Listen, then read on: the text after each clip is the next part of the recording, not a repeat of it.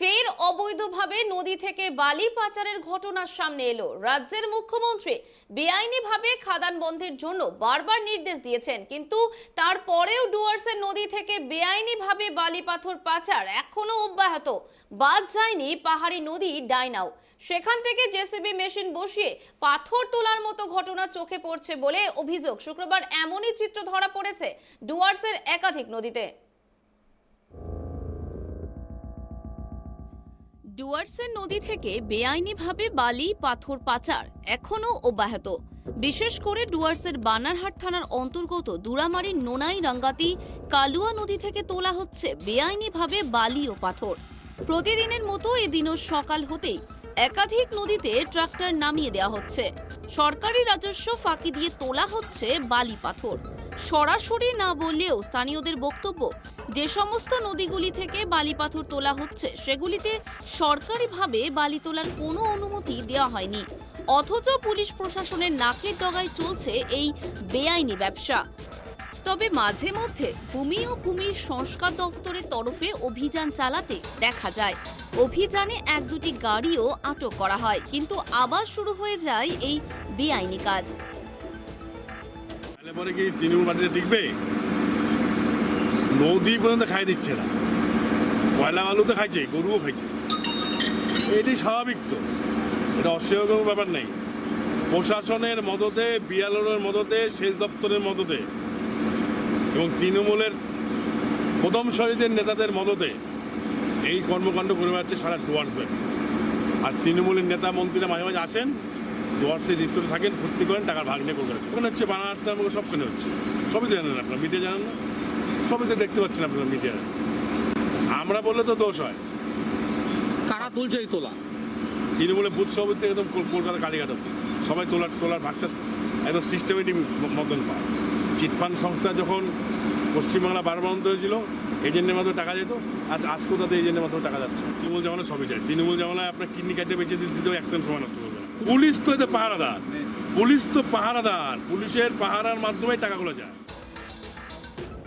এদিকে ভূমি ও ভূমি সংস্কার দফতরের বক্তব্য, তারা অভিযান চালিয়ে থাকেন, ধরাও পড়ে, কিন্তু কিছু ক্ষেত্রে অভিযান চালাতে যাওয়ার আগে মাফিয়াদের কাছে পৌঁছে যাচ্ছে খবর।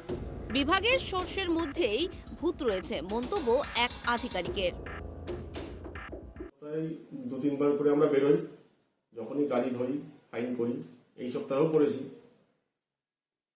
খবর আছে আমাদের কাছেও, আমরা ভবিষ্যতে আরো ইয়েটা বাড়াবো।